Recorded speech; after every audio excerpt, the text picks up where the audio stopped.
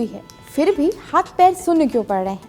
सुबह उठते ही सांस से भाप क्यों निकल रही है? दिल्ली एनसीआर जैसे मैदानी इलाकों में तापमान शून्य के आसपास कैसे पहुंच गया? और सबसे बड़ा सवाल, क्या आने वाले दिनों में ठंड और कोहरा और ज्यादा परेशान करेंगे? अगर आपके मन में भी ऐसे ही सवाल हैं तो हम आपको बताते हैं कि आखिर उत्तर भारत इस वक्त इतनी भीषण सर्दी की चपेट में क्यों है और आगे क्या सावधानी जरूरी है।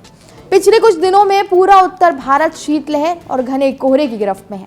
मौसम विभाग के अनुसार ये ठंड सामान्य सर्दी नहीं है, बल्कि असामान्य और रिकॉर्ड तोड़ ठंड है। पहाड़ी राज्यों उत्तराखंड, हिमाचल प्रदेश और जम्मू कश्मीर में लगातार बर्फबारी हो रही है। पहाड़ों पर जमी बर्फ और वहां से चलने वाली तेज बर्फीली पछुआ हवाएं मैदानी इलाकों तक पहुंच रही हैं। जब ये हवाएं साफ आसमान के साथ मिलती हैं तो रात के समय जमीन की गर्मी तेजी से निकल जाती है और तापमान अचानक बहुत नीचे चला जाता है।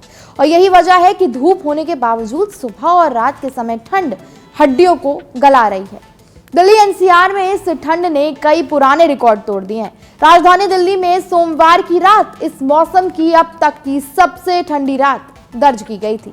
सफदरजंग मौसम केंद्र पर न्यूनतम तापमान 3.2 डिग्री सेल्सियस रहा, जो सामान्य से करीब 4 डिग्री कम है। ये बीते 3 वर्षों में जनवरी महीने का सबसे कम तापमान है। दिल्ली के अलग अलग इलाकों में हालात और भी सख्त रहे।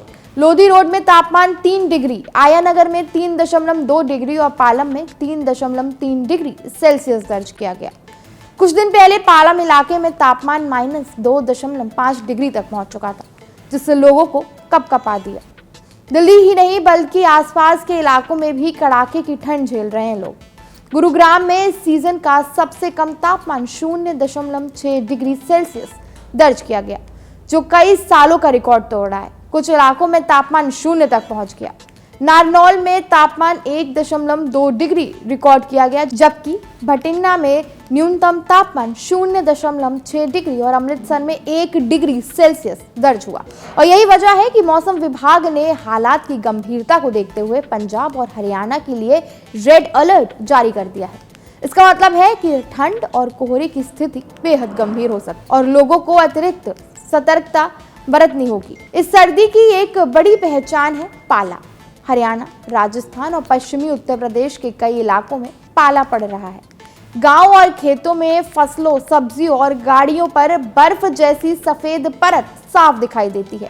पाला तब पड़ता है जब तापमान 0 डिग्री या उसके आसपास पहुंच जाता है और हवा में मौजूद नमी जम जाती है।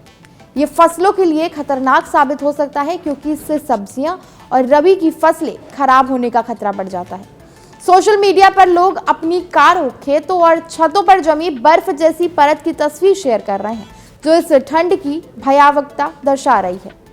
उत्तर प्रदेश में भी मौसम का मिजाज बदला हुआ है। सुबह और शाम के समय तेज ठंड और गलन महसूस की जा सकती है, जबकि दोपहर में धूप निकलने से थोड़ी राहत मिल जाती है। लखनऊ और आसपास के इलाकों में मध्यम कोहरा देखा गया और मौसम विभाग का कहना है कि आने वाले दिनों में कोहरा फिर से घना हो सकता है। पश्चिमी उत्तर प्रदेश के आगरा, अलीगढ़, मेरठ, सहारनपुर, मुरादाबाद और रुहेलखंड के जिलों में शीतलहर के साथ पाला पड़ने की भी संभावना जताई गई है। इसका मतलब है कि वहां रहने वाले लोगों और किसानों को खास सावधानी बरतनी होगी। राजस्थान में ठंड का असर और भी ज्यादा सख्त नजर आ रहा है। प्रतापगढ़ और बाड़मेर में तापमान 0 से नीचे चला गया। सीफर, पिलानी, चुरू और बीकानेर जैसे इलाकों में न्यूनतम तापमान 1 से 2 डिग्री के बीच रिकॉर्ड किया गया। जयपुर में भी तापमान करीब 8 डिग्री सेल्सियस के आसपास बना हुआ है। उत्तरी राजस्थान में घने कोहरे की चेतावनी जारी की गई है, जिससे सड़क और रेल यातायात प्रभावित हो सकता है। अब सवाल उठता है कि धूप होने के बावजूद ठंड इतनी ज्यादा क्यों लग रही है? मौसम विशेषज्ञों के मुताबिक इसकी सबसे बड़ी वजह साफ आसमान और पश्चिमी हिमालय से आने वाली बर्फीली हवाएं हैं। जब आसमान में बादल नहीं होते तो रात के समय धरती की गर्मी तेज हो जाती है। इसे वैज्ञानिक भाषा में रेडिएशनल कूलिंग कहा जाता है।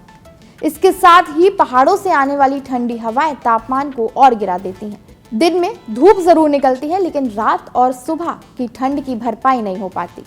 दिल्ली की हवा की गुणवत्ता भी इस मौसम में चिंता का विषय बनी हुई है।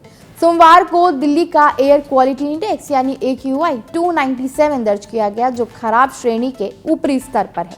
ठंड और शांत हवाओं के कारण प्रदूषक हवा में भी फंसे रहते हैं, जिससे सांस संबंधी दिक्कतें बढ़ जाती हैं। बुजुर्गों, बच्चों और पहले से बीमार लोगों के लिए यह स्थिति और भी जोखिम भरी हो सकती है। मौसम विभाग का अनुमान है कि 14 जनवरी तक दिल्ली और आसपास के इलाकों में इसी तरह की कड़ाके की ठंड बनी रह सकती है। इसके बाद एक कमजोर पश्चिमी विक्षोभ के असर में तापमान 2 से 3 डिग्री सेल्सियस की हल्की बढ़ोतरी हो सकती है।